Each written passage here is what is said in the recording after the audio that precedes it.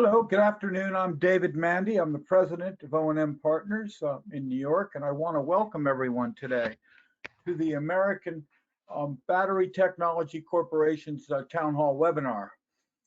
American Battery Technology Corp trades under the symbol ABML on the OTC. For those of you who are new to these broadcasts, I just want to give you a little background on O&M. About 6 years ago, 6 years before COVID, we kind of realized there'd been a big shift in investing in ETFs and technology, which had dramatically reduced non-deal investment demand for individual stocks. We had to cast a wider net to capture potential non-deal buyers outside of the major financial centers, while still serving the investment community. We made the public information way more available to a new generation of self-directed investors that were trading their own accounts. Due to the work of O&M, we have doctors and other professionals managing their own money are now receiving information that used to be geared and only available to professional investors in conference rooms. So for the questions in the Q&A today, the broadcast will hopefully answer all the questions you have and perhaps even those that you didn't know to ask. The questions can be easily answered by going to the question portal of GoToWebinar, or you can also email us for any questions that remain unanswered. Be assured we'll follow up in a timely manner after the call. For those who dialed in, with your phone, the only way you can hear our pre-recorded introductory presentation by Jack Lifton is on your computer speakers. If that's not possible, you'll be able to hear the main presentation after 8 minutes. So we appreciate it if you'll please stay tuned. Before we turn to our host today, I'd like to introduce our introductory speaker, Jack Lifton. Jack was a co-founder of Technology Metals Research. He's a consultant, author, analyst, lecturer on market fundamentals of the technology metals, the term that he coined to describe those strategic metals whose electronic properties make our new technology possible and our society where it's going very possible. These include lithium, of course, cobalt, as well as nickel. And many of the rare metals as well, rare earths. Educated as a physical chemist, specializing in high temperature metallurgy, Jack was first a researcher before becoming a manufacturing executive, and then finally he became a metal trader, specializing in the field of technology metals and rare metals. So it's a real pleasure to turn the call over to Jack Lifton.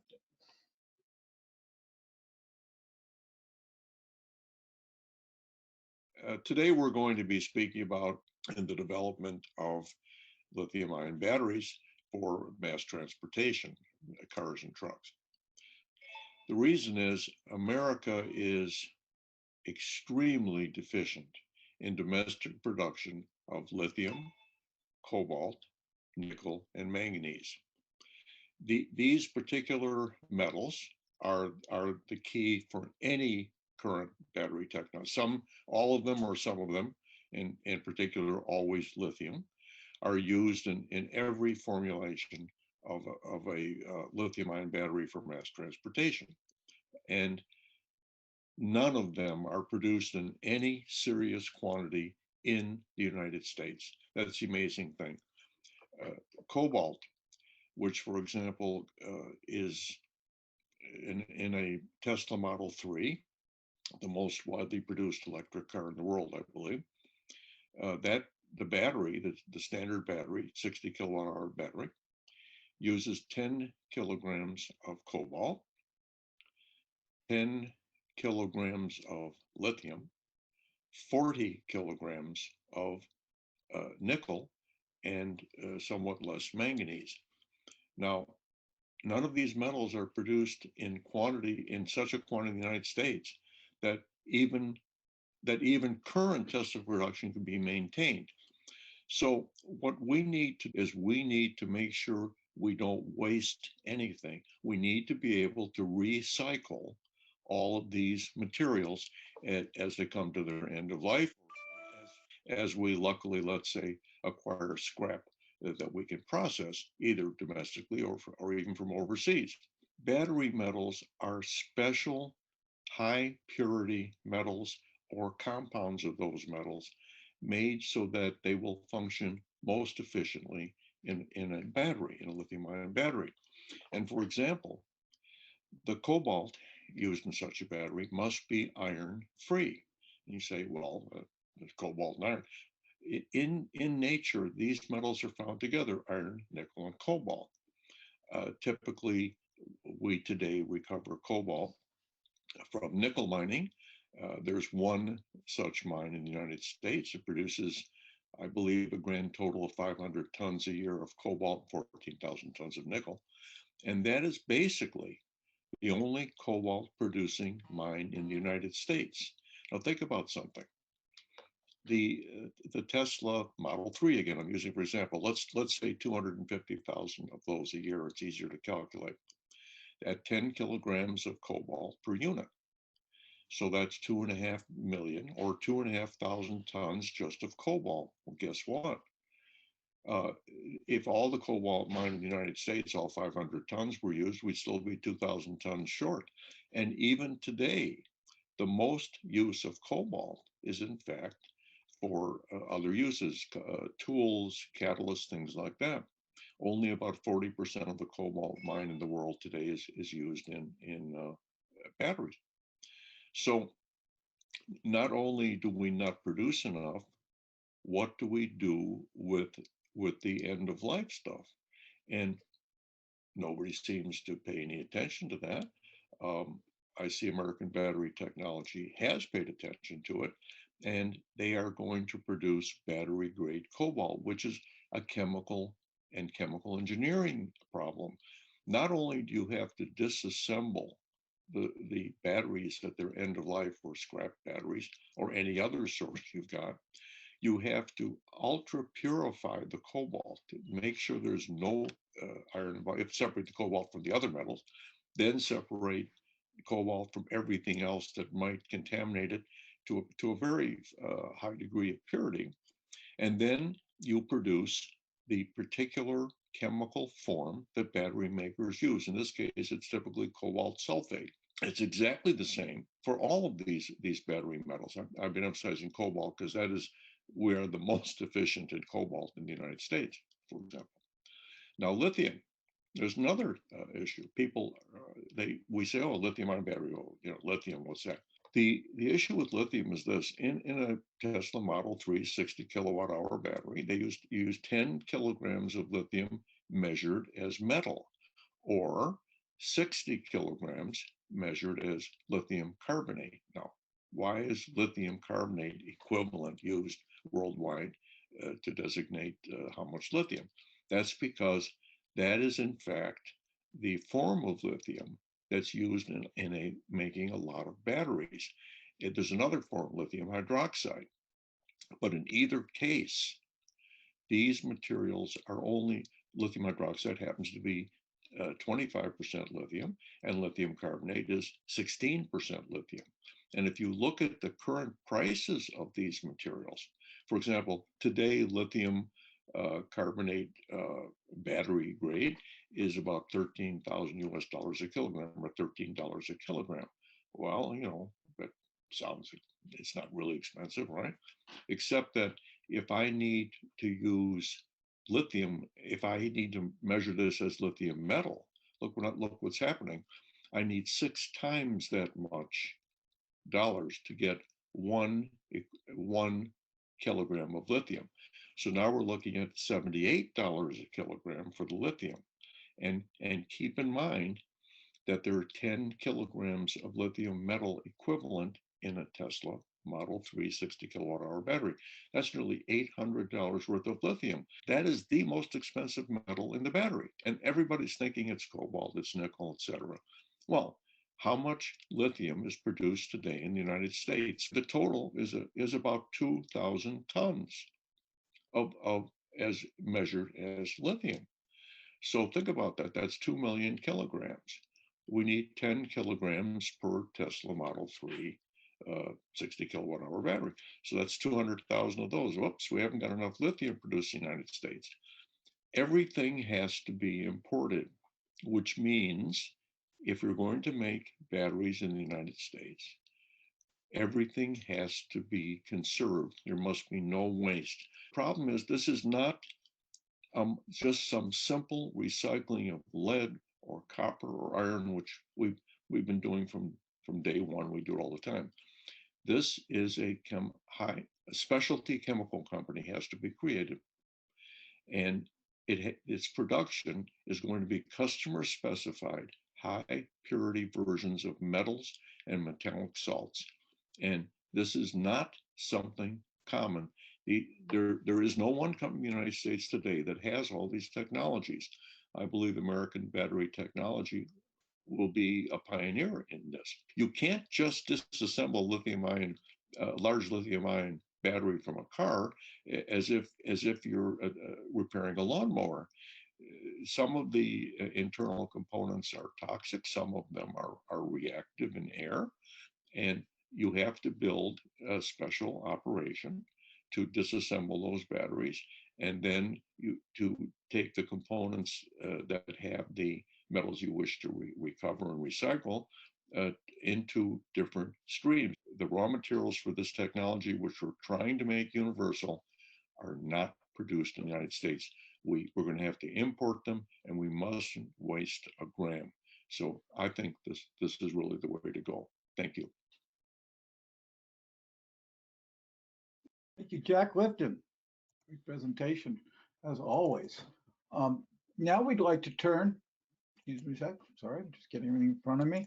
Now we'd like to turn to our host today, presenter and host, Doug Cole. Doug is the Chairman and Chief Executive Officer of American Battery Technology. As CEO, he works with the team to create everything from the plan to implement and integrate the strategic direction. He serves as Chairman of the Board to execute on initiatives, notably the lithium-ion battery recycling and extraction technologies, and environmentally sustained primary resource production. Since 1977, Doug has had various executive roles, including Chairman of Executive Vice Chairman and CEO, and President of multiple public companies. On that note, I'm just going to turn the call right over to Doug so he can get into what he's doing today. Doug? Great. Hey, thanks, David.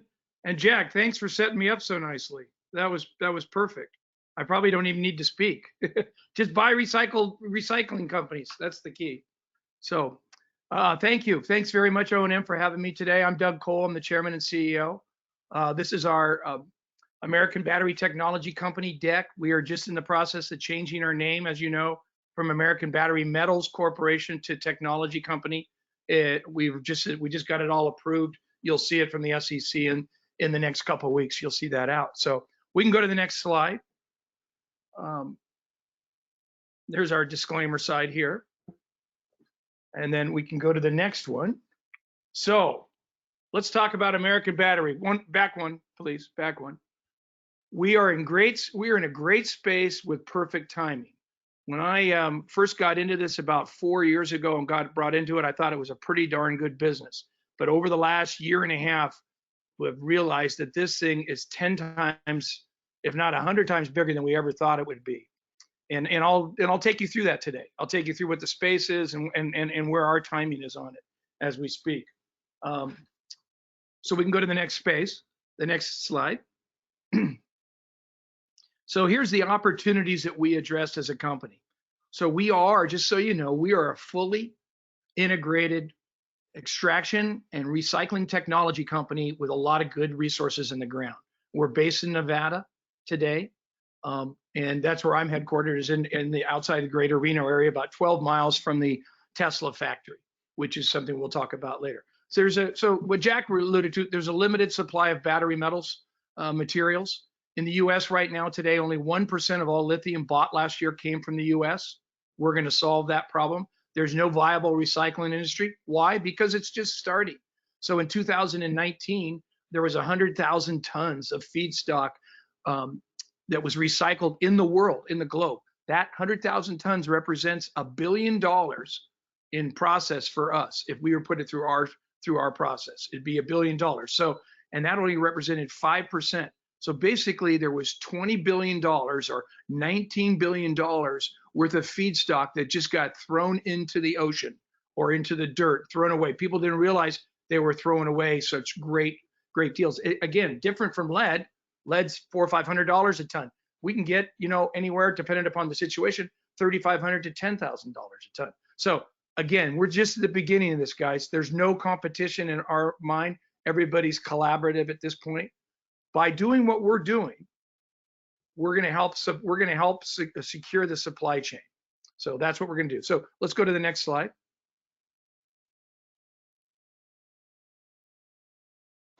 One second. Sure, take your time. No worries. There we go. Sorry. Yeah, all right. So what we've developed is a completely, we don't like to use the word green, but it is what it is. It's green, it's environmental, it's sustainable, a clean technology platform that doesn't burn anything, that doesn't use any bad chemicals, doesn't melt anything, is 100% closed loop, and is basically a box you can put on the ground. It'll do all this work, turn it into battery grade materials. So we have a circular economy. So what Jack was referring to earlier, these batteries, our team manufactured these batteries. So our team knows how to demanufacture these batteries. And what's amazing is these batteries, they lose their power and so forth. We do some special stuff to them, but don't mess with their integrity, and we get them to be 100% again.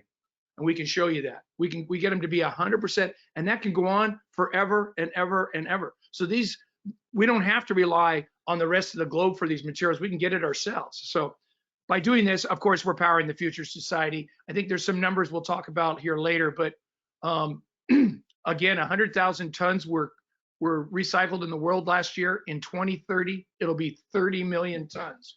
30 million tons. Again, 1 million tons, you guys, is a $10 billion business in our process. So it's really exciting for us. So we can go to the next slide. Very exciting for us. So what are we doing? We're recycling, we're extracting, and we're gonna control these resources. So recycling is taking all these old things and turning it right back into the system again. And we do that through, again, a closed loop system, and we do it in 3 hours, turn it right back into the supply chain. Extraction is part of the recycling technology. We can take extraction and we can go to a brine mine, which is a big reservoir under the ground, and we can put our extraction technology on that, and now that'll be green, that'll be environmentally safe. No one else can do that. We'll do that in about 2 years, and that'll just be morphing right out of our recycling. That same technology we'll use to steward the resources that are in the ground. We believe there's a lot of great resources in the world, and in North America, we know of cobalt, we know of nickel, we know of vanadium, we know of other stuff. It just has to be taken out in the right way. That's the main thing. Right now, the technology is not there to take it out in the right way. We'll show you that over the next couple of years with what we're doing. So we can go to the next slide. So this, again, is our opportunity. We believe that we will secure the supply chains for all this recycled material. It's really, guys, it's really about logistics at the end of the day. How do you transport it? Where do you transport it to? How do you hold it? It all addresses climate change, which is a huge opportunity, which this whole administration and the past administration was behind. We empower the people and the places that we're going to. We're looking at opening up big factories in downtrodden areas in the United States, which we've identified, where they're low on where unemployment is high. They might have been a military base, might have been an old school or an old hospital, but these are places where we can go in and actually put these plants in and encourage employment in the world and in the United States. So we bring back this business to the United States. So one of the things on recycling is that most of this recycling stuff gets sent out of the United States right now. All the big names are sending it outside, either to China or wherever else. Well, we don't want to do that. We're working now with the government to look at some deep water ports that we can bring it into our place, so we can bring in boatloads of this stuff, and we'll start stockpiling, because it's gold, you guys. It's really gold. It's not just a trash dump. This is really, really valuable material, and we want to take advantage of it, and we should if we have it. So we're greening the industry. We're going to make it environmentally friendly. We've talked about this a bunch. we're revolving the regulatory framework. So let's talk about that. So we're working with the Appropriations Committee, and if anybody knows government stuff, that's the key thing in any fiscal deal with the Department of Defense, to get language written in to the Department of Defense budget that states that they have to buy these critical materials from a U.S. company first, and hopefully a green company on top of that, environmentally friendly, which will point them to our zip code and to others. But that's a key thing. We're working very hard with the U.S. government on that. You can just follow the press on us, and you'll see that over the next few weeks. Few weeks and months, you'll see all that. So we can go to the next. We can go to the next slide. So growing demand. This is my favorite slide, actually. This shows you how, and I think it really just tells you how great this business is. 2019, 100K tons. That's $1 billion. 95% of the rest of it all got thrown in the trash. 2030, that's 30 million tons that'll be available. Remember, this stuff comes from, your phones, the vape pens, the Makita drills, any consumer electronic process. Basically, it comes. There's lithium everywhere, just hasn't been bought from the U.S. When we take it, just so you know, when we get it and we turn it, we make it a battery grade material that has an origin then of the U.S. Even though that might have come from China, that battery might have been made in China, years ago. We'll make it a U.S. product after that, just so you know. Another big number, the Tesla Gigafactory outside of Reno. It's the biggest building in the world. You understand that there's 170 more of those buildings in production in the world today, 65% in China, which tells you how big this EV business is going to be. So by 2030, they'll all be up and running. So what does that tell you? That tells you the U.S. government, it tells me the U.S. government's going to start stockpiling these metals just like they do oil. And we're going to be right in position to help with that. We're going to have the areas to stockpile it for them, and we'll be able to keep this material in the United States and keep the revenue in the United States. So you can see we're playing the USA card, but it's very important. So we can go to the next slide. We talked about this. Basically, 5% of all lithium were recycled last year in the whole world, and less than 1% of all lithium comes from the US. So that's all going to change, and we're going to help change that. So next slide. So this is our lab. We're in the lab, just so you know, in Cambridge, Massachusetts, in the Greentown BASF lab. We've been there for over a year and a half. We have about 7 chemists there now. They'll be moving to our new plant, which is being built in Fernley, Nevada, which is a 20,000 ton per year commercial pilot plant. There we'll have a process and an analytical lab, and that's in an opportunity zone, if you understand that. But basically, what does our recycling do? Reduces the e-waste, reduces reliance on mining, and reduces air and water pollution. But what it really does, it supports the transition to electric vehicles and accelerates the greenhouse gas reductions. That's what it really does at the end of the day. So that's key. So next question, or next slide. Oh, this is basically goes back to what Jack was talking about. So here's just the dollar breakdown on some of these batteries and so forth. So we can move on that. Got a couple more. I think some of these should have been put in the appendix. This is an important one. Our extraction technology helps, but gets you starting to really think about how recycling is. I wish I'd been a much better recycler myself in my life. I haven't been, but I'm getting better at it. I'm personally getting better at it. I know my wife's making me get better at it too. But we can make money off everything we're throwing away, guys. Everything, and we should. We should. We just should. So we definitely have a proprietary extraction technology. We have 9 different trade secrets that are involved in this. We have patents that are involved. It's all very, very, I could say, secretive. Our guys have been working on it for over 5 years. I have a number of people that have come out of the automobile industry, local and around the world. We have I think right now we have over 8 PhDs in chemistry in the company, and that's going to get bigger and bigger and bigger. And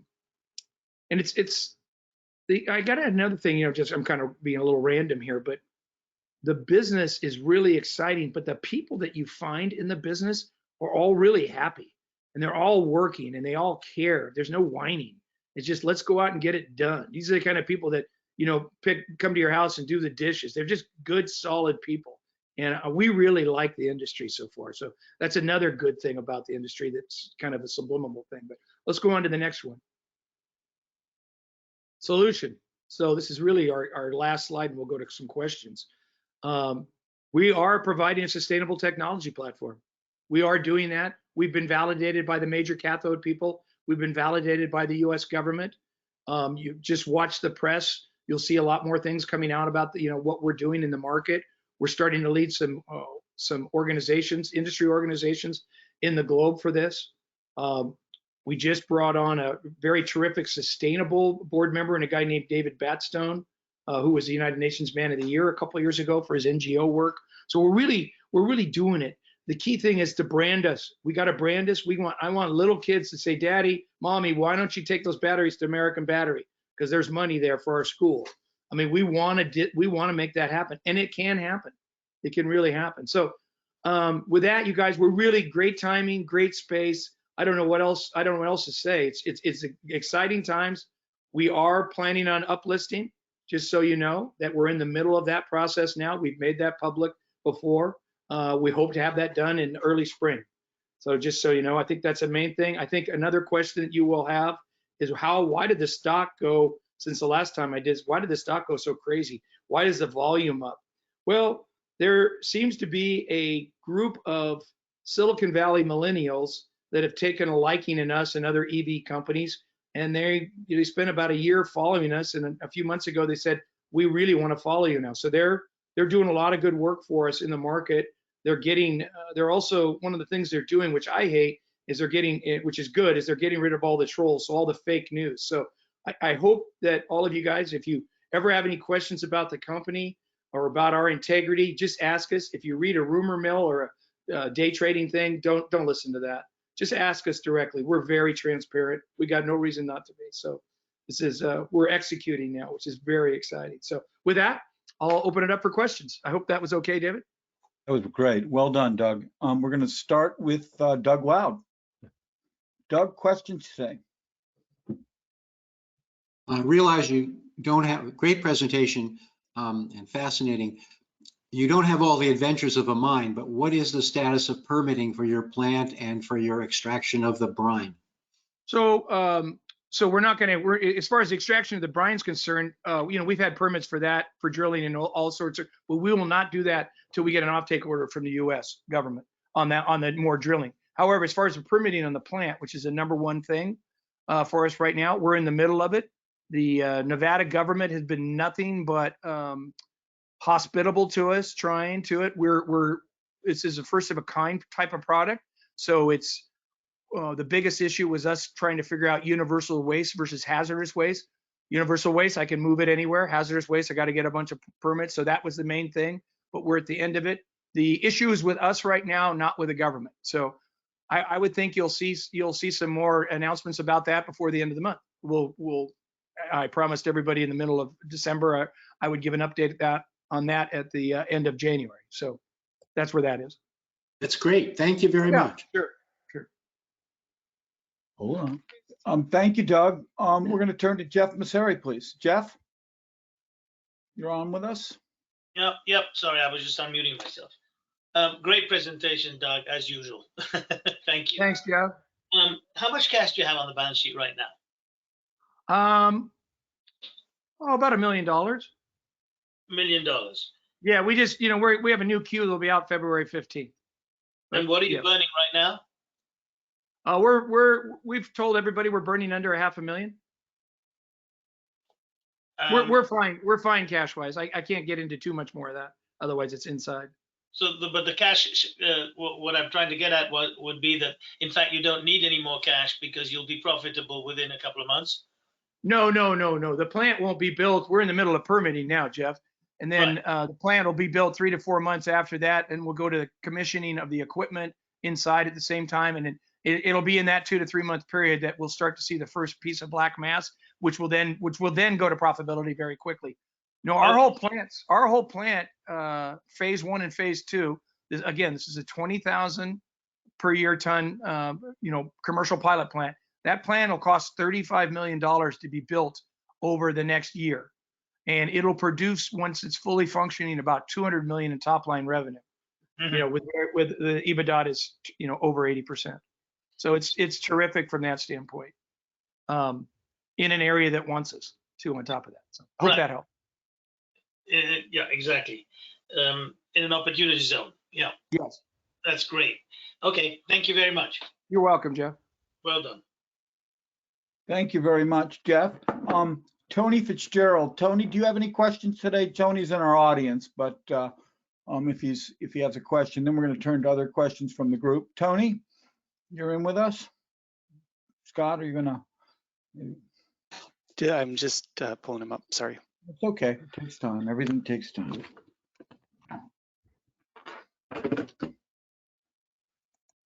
I believe Tony is no longer with us. Okay. Scott, do you have questions from the audience? Because a lot of them came in. Yeah, we have a lot of questions. Okay, so let's Let me- go down that list for Doug. Yeah, and a lot of them are going to be in this vein, and I apologize if you've answered it directly, but there are a lot of questions about the estimated timeline to get to the physical building, machines on the ground, mining operation up and running. Sure, I can answer all those. And then one thing is, Scott, Doug, and David, when you can send me all these questions too, we actually have an FAQ that's probably over 200 questions answered. I'd be more than happy to send that to you guys later, have Sydney send it to you, and then you can send that out to everybody, because it's actually a really good document too. Terrific. Excellent. Good idea. So we just kind of talked about the permit stuff. We're going as fast as we can. It's on us right now. We've hired our construction company. We are all chomping at the bit, but we have a couple little more things we have to do. And again, it's about making sure that waste is universal waste, not hazardous. If it was hazardous, could take us a lot longer, just because of just the hassles we'd have to go through on that. But we're doing this in conjunction with the government too, so it's much bigger solution once it's done, and it'll be a great solution for us, but also for the rest of the industry, because they're not doing it. We need to lead the way on that. So, and then mining, mining, we will not drill down for anything else in the ground again until I get an offtake order from the U.S. government at this point in time, which we're working on. So no reason to. Scott, I'm going to jump in on that question, kind of ask him, and then we'll go back to you, Scott. So Doug, how do you see your relationship with the U.S. government evolving over the next couple of years? So I think, David, I think I've talked about this before. There was 5 critical things that the company needed. It was a really solid team of professionals that can make this work, and we're entrepreneurial and gorillas. We needed great IP. We needed to have a great relationships with the cathode people. That's the BASFs of the world, the largest chemical guys. But we really needed a relationship with the U.S. government for a couple different things. One is we needed this language written so they buy this stuff from the U.S. first. The second, we needed an offtake agreement. Third is we want to start working with the government to start taking over recycling some old plants that they'll pay for, that they'll help us with, that they'll fund, that they'll train. And these are 5-year type commitments. So the government relationship is getting stronger as we speak daily. I can see, if some of you guys understand some mining, most of this material comes from out of the United States right now. We don't know where it's come from, or we know where it's come from. We don't know how clean it is. I can see that all coming to us or somebody like us cleaning it and then putting it right into the supply chain immediately. And the government's going to help us do that. I think the government's going to get really tired of sending all this crap that's been sent out of the United States to get done in China because they didn't want this business here. I think the government's going to start saying, let's do that here. We got the room, we got people, we got employees we got people that aren't employed. Let's get them working. And it's big dollars. When I put in this next big plant on top of the 20,000 plant, I mean, we're talking a very, very great wage for these employees in these bad areas. I mean, you're talking $45 an hour. That's a very good living wage for people. And these plants will stay, you guys, for like Carmen, they'll stay for 40, 50 years. They won't go anywhere. They'll just morph. So that's the business we're really after. And that gets you back to that 170 plants that are being built and only 100,000 tons last year. So that's the exciting part. And the government's all behind that with us. And just keep watching the press on that. Thank you. Thanks so much, Doug. Scott, back to you. Yeah, and I did want to mention too that I did get a hold of Anthony Fitzgerald, so I'm going to try to unmute him now. Anthony, if Wonderful. you're Thank you. there and have a question. I did. Can you hear me? Yes, we Yes. can, Anthony. Oh, great. Apologize for that. My first question was, how about supply? Are you setting yourselves up with supply agreements from Yes. Yeah. any of Good. these big batteries? I mean, like Tesla is going to have all these end-of-life batteries sometime. GM, Ford, everybody's going electric, and you're walking yourselves. I see the smile on your face, so I can intuit the answer. But you know, No. you're going to be the end-of-life solution. You have to rename the company. So I want to, what we want to do right now is we're going to aggregate as much feedstock as we can. We're in discussions with everybody. People are paying us now will pay us to take it. So we're working with all the major people you could think of. So where does that start? Does it start with the Boy Scouts and Girl Scouts down at the bottom and getting the kids thinking that way? Or does it start with Amazon starting to tell people, hey, put your batteries here, we'll pick them up? Or does it start with the utilities that are collecting this stuff? There's all that kind of stuff. Then there's all the automobile manufacturers that are out there. There's so much feedstock out there. And again, 95% last year got thrown away, but they threw away so much money. That was the worst part. It wasn't like some crappy tiny little piece of plastic. They were throwing away gold. They just didn't know it. But what kind of batteries does your technology not work with? Well, we're a lithium-ion, battery company. So that means, just like Jack was talking about, cobalt, nickel, manganese, lithium. Those are the main ingredients in it. Then you got vanadium, graphite. There's other things, but that's all we're about. As Carl would say, manganese. People don't even know what that is. Probably don't. Some people don't know what graphene is. Yeah, there's a lot, but people actually say magnesium a lot when they mean manganese. That happens. I see that all the time. So I'm sure you guys. I say most people have no idea how much metal is in their diet, meaning all the things they use it for and why and how. They just want their car to run. People don't realize how much plastic they're drinking in their water.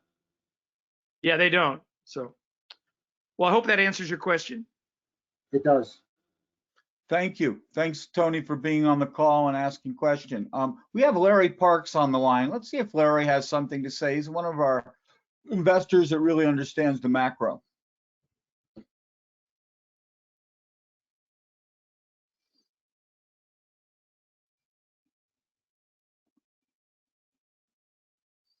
This is part of the process, waiting sometimes. But No, we understand.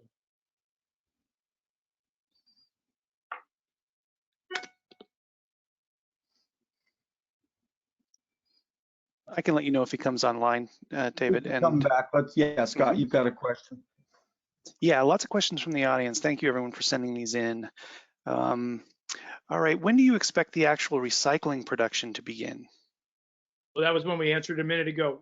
Okay. We're in the middle of permitting, so sometime, hopefully in the summer, it'll be somebody can see it come out.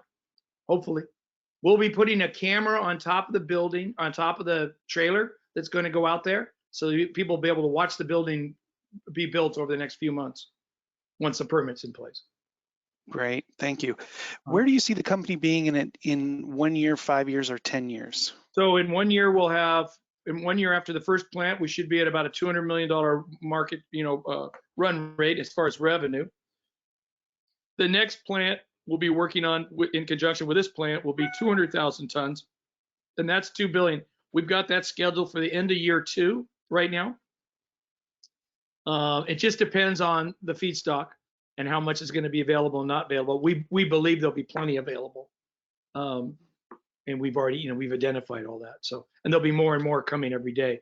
One of the things I think somebody asked earlier was, hey, with the Tesla batteries, when are they going to start coming in? Well, I think they're lasting a little bit longer than people thought they were going to last. Some cars aren't, some are. Some different types of batteries are lasting a little bit longer.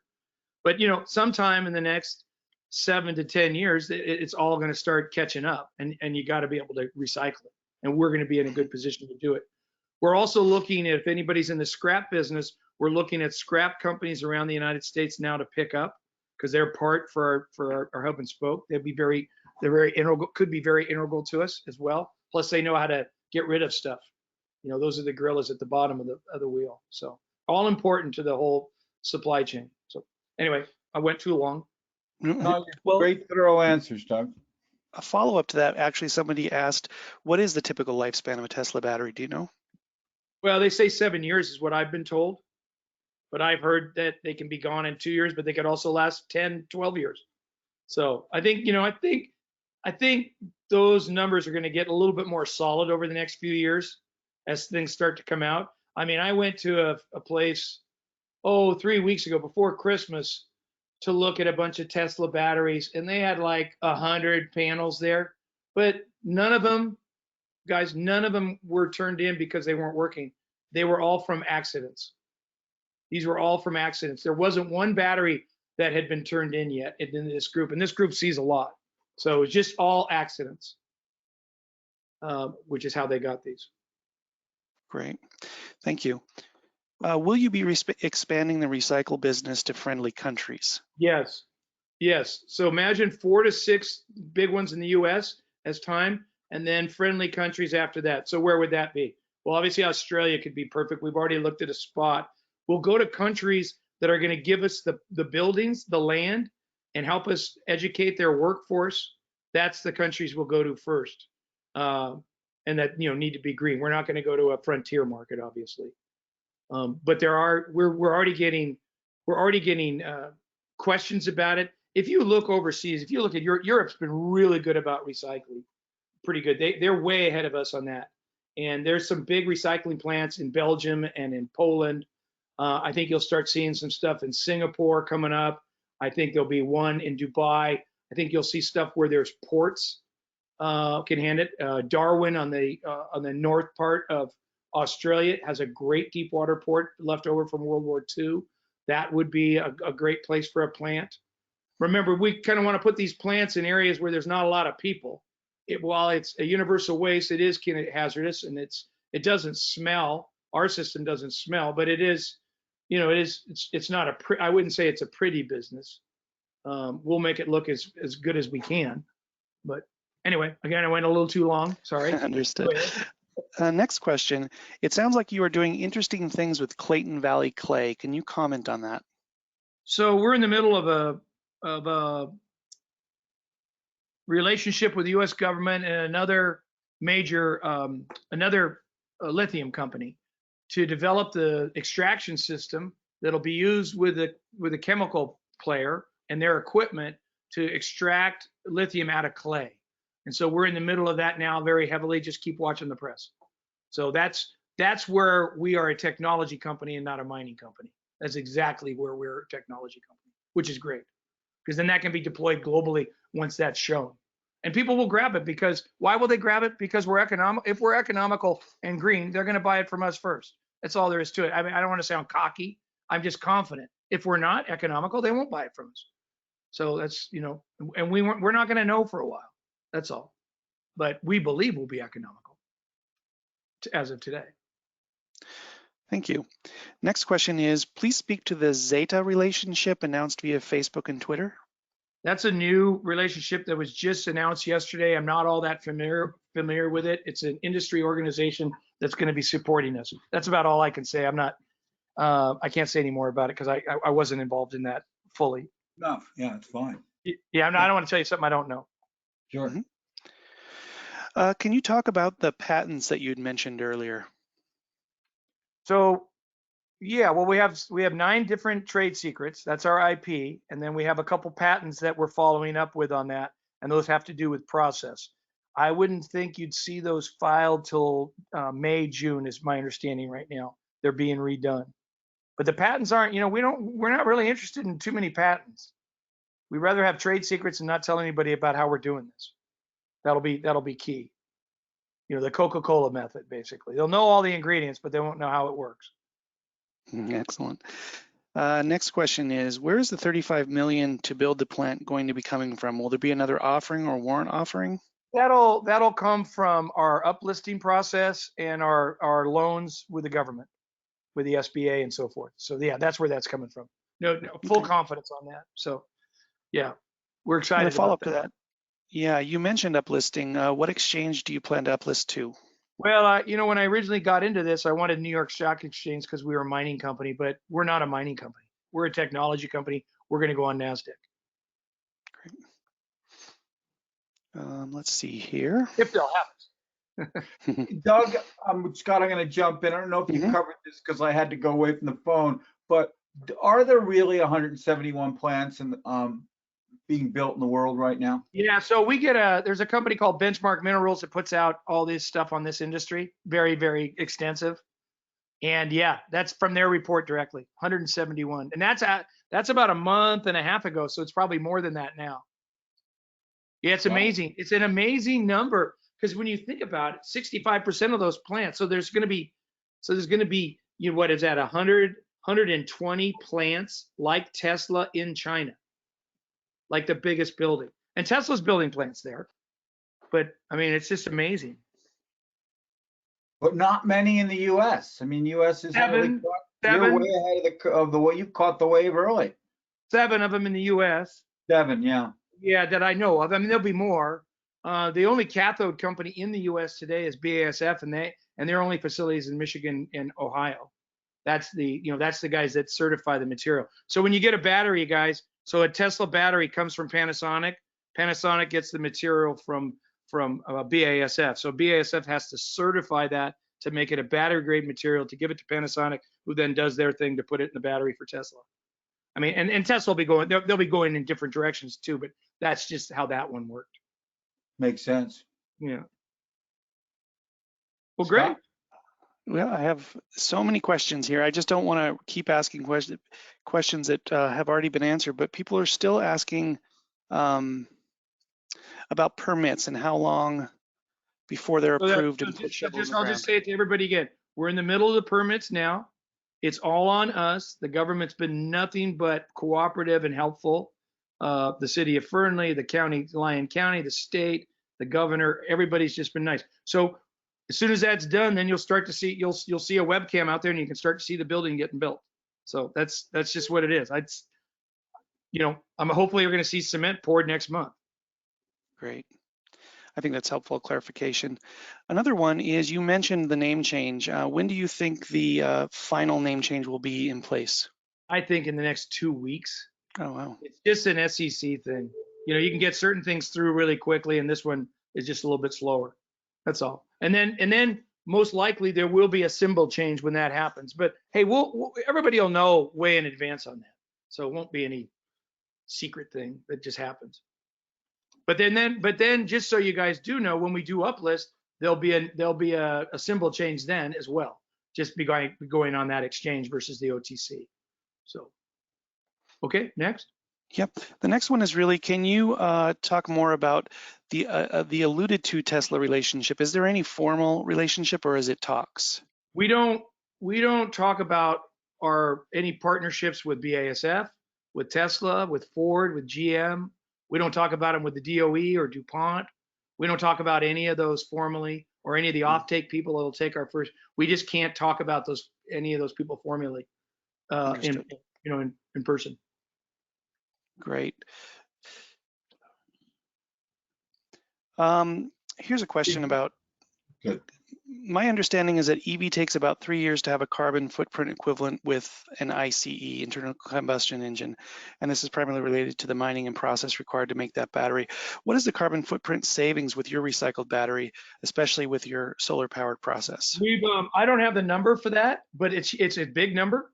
We've actually are engaging with a carbon credit person that's got a global business for that to actually bring that to light more. So I would think sometime in the next month we'll have a good answer on that. I don't have a good answer, but I can tell you it is positive. I can tell you that. I just don't have the right answer. Great, thank you. What I'm going to do, David, is turn it back over to you. I noticed we did have Roger Fitzpatrick on as well. Let's ask for Roger's question, and I have one question to ask, and then we'll proceed to close, reassuring everyone that we have many questions, which we'll hand over to management and get back to you in a timely manner with the response. Roger, are you there? You'll have to unmute yourself. Okay, good story. I appreciate the opportunity of learning about the company. You may have been, I just came in late, so I apologize. Who's your competition? So people would say that our competition is a company called Lifecycle out of Canada, or Redwood Materials out of Carson City, which is JB Strobel, who was Tesla's guy. This business is not even 1%. We don't have any competition. None of us have any competition. Everybody's trying to figure it out at this point.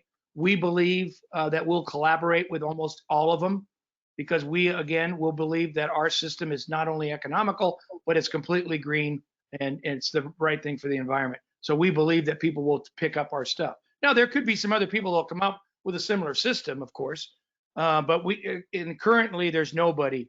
Again, only 100,000 tons of this got recycled last year.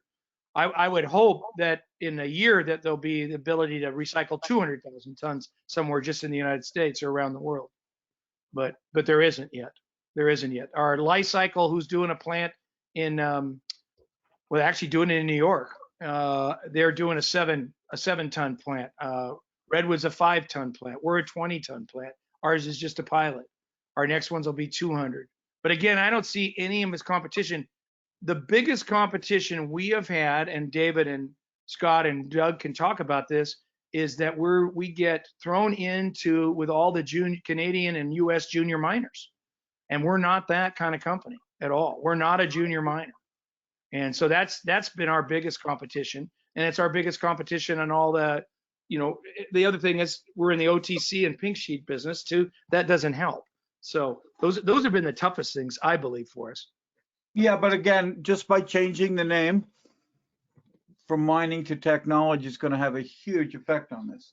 Yeah, and so yeah, Dave, that's a good point, David. And what actually happened in the last 5 weeks is basically, or 6 weeks, is that the stock has changed, the price has gone up, the volumes have gone up, and we've I guess washed ourselves of all the low end day trading guys. So they're out. So now there's a whole new set of people that are in it above $1. I would say 500 million shares above $1 that was sold, if not more. So that's good. That means they're getting good, sophisticated. The money we brought in from previous people and these small things have all been long-term holders. That's exactly. In fact, I can say that their stock is over 9 months or 5 months out over the restriction. No one has ever called to ask for their restriction to be taken off the shares. David, what does that tell you? Tells you that you've got a very loyal group. You have believers. You have loyal people, right? And that's key. You've got to have people that are in for the long haul. And this is, and you're giving them reasons to stay in all the time, right, Doug? Yeah, totally. And guys, this is not an easy business. None of this is easy, but being dishonest is not good at all. We just got to keep being genuine and keep pushing. And our group is. I'm excited about it. And the other thing we're getting a lot of shareholders calling up independently, liking our business and asking how they can help. Hey, my business does this and this. Hey, we could probably help you. And we're encouraging that all day long because it's helping them too, right? So it's an interesting thing. It's not normal what we're doing. It's not normal, but we're staying the course and we're going to make it work. So yeah, and more investors want to be socially responsible, particularly in this area. Yes, a much more enlightened group out there. Yeah, it's easy to do. It's really easy to do too. It's not a tough thing. Yeah.